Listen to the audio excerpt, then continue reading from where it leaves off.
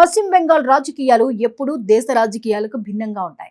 ఇక్కడ రాజకీయ పోరాటాలు కేవలం ఎన్నికలకే పరిమితం కావు. సిద్ధాంతాలు, ప్రాంతీయ భావోద్వేగాలు, వ్యక్తిత్వాలు, దీర్ఘకాలిక వ్యూహాలు అన్నీ కలిసిపోయి ఒక ప్రత్యేక రాజకీయ సంస్కృతిని నిర్మిస్తాయి.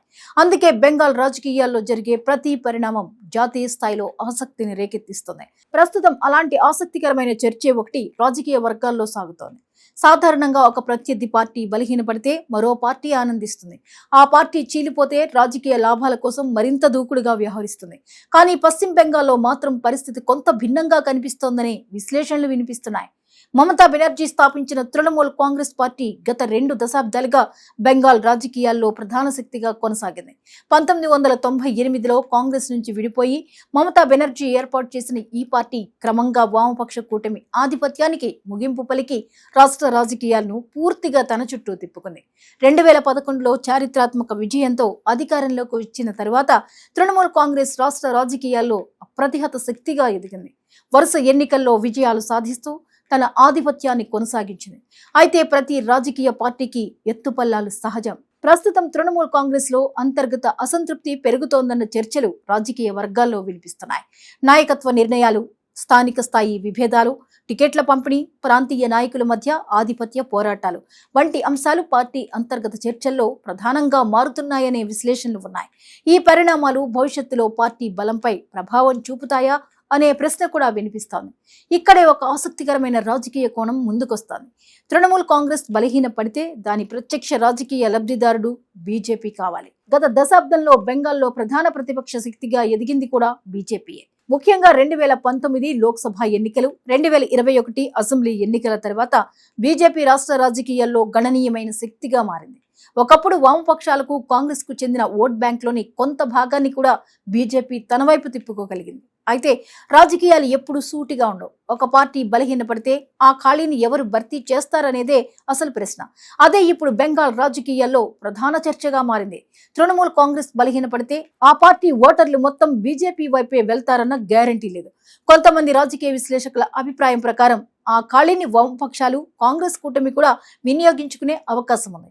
ఒకప్పుడు పశ్చిమ బెంగాల్ రాజకీయాల్లో వామపక్షాల ఆధిపత్యం అనేది అప్రతిహతంగా ఉండేది. 1977 నుంచి 2011 వరకు దాదాపు 34 సంవత్సరాల పాటు వామపక్ష కూటమి రాష్ట్రాన్ని పాలించింది. ప్రపంచ రాజకీయ చరిత్రలోనే అత్యంత సుదీర్ఘ ప్రజాస్వామ్య వామపక్ష పాలనలో ఇది ఒకటి. కానీ మమతా బెనర్జీ ఎదుగుదలతో ఆ ఆధిపత్యానికి ముగింపు వచ్చింది. ఆ తర్వాత వామపక్షాలు క్రమంగా బలహీనపడ్డాయి. కాంగ్రెస్ కూడా తన ప్రభావాన్ని కోల్పోయింది. అయితే ఇటీవల కాలంలో కొన్ని ప్రాంతాల్లో వామపక్షాలు మళ్లీ చురుకుదనం ప్రదర్శిస్తున్నాయనే సంకేతాలు కనిపిస్తున్నాయని కొందరు పరిశీలకులు చెప్తున్నారు. విద్యార్థి సంఘాలు, కార్మిక సంఘాలు, స్థానిక ఉద్యమాల్లో వారి పాత్ర పెరుగుతోందని విశ్లేషిస్తున్నారు. ఇది ఎంతవరకు పెద్ద రాజకీయ పునరాగమనానికి దారితీస్తుందనేది వేరే విషయం అయినప్పటికీ ఆ అవకాశాన్ని పూర్తిగా కొట్టిపారేయలేమని అంటున్నారు. ఇదే నేపథ్యంలో బీజేపీ వ్యూహంపై చర్చ మొదలైంది. తృణమూల్ కాంగ్రెస్ పూర్తిగా కూలిపోతే రాజకీయంగా ఏర్పడే ఖాళీని ఎవరు నింపుతారు? బీజేపీయా లేక వామపక్ష కాంగ్రెస్ కూటమా అనే ప్రశ్నకు సమాధానం అంత సులభం కాదు. ఎందుకంటే బెంగాల్ రాజకీయాల్లో సామాజిక వర్గాలు, ప్రాంతీయ భావజాలం, చారిత్రక రాజకీయ అనుబంధాలు కీలక పాత్ర పోషిస్తాయి.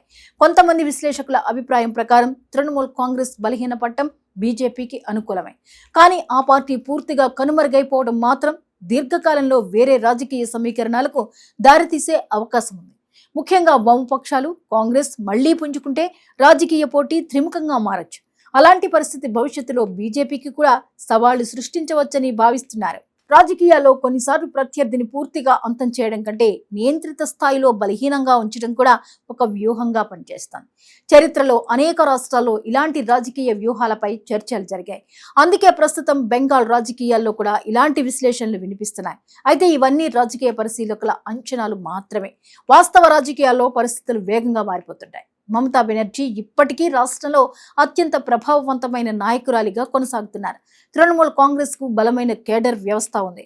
బీజేపీ కూడా తన విస్తరణ ప్రయత్నాలను కొనసాగిస్తోంది. మరోవైపు వామపక్షాలు, కాంగ్రెస్ కొత్త అవకాశాల కోసం ఎదురుచూస్తున్నాయి. మొత్తంగా చూస్తే పశ్చిమ బెంగాల్ రాజకీయాలు ప్రస్తుతం ఒక కీలక మలుపు వద్ద నిలిచాయి. ఇది కేవలం తృణమూల్ కాంగ్రెస్ వర్సెస్ బీజేపీ పోరాటం మాత్రమే కాదు, రాష్ట్రంలో భవిష్యత్ రాజకీయ శక్తి సమీకరణాలు ఎలా ఉండబోతున్నాయన్న దానిపై జరుగుతున్న పెద్ద రాజకీయ పోరాటం. మమతా బెనర్జీ పార్టీ తన ఆధిపత్యాన్ని నిలబెట్టుకోగలదా? బీజేపీ అధికారానికి మరింత చేరువవుతుందా? లేక వామపక్షాలు, కాంగ్రెస్ మళ్లీ రాజకీయంగా పునరుజ్జీవనం పొందుతాయా అనే ప్రశ్నలకు సమాధానాలు రానున్న ఎన్నికలే చెప్పబోతున్నాయి. అప్పటి వరకు బెంగాల్ రాజకీయాల్లో ప్రతి పరిణామం దేశ రాజకీయ వర్గాల దృష్టిని ఆకర్షిస్తూనే ఉంటుంది.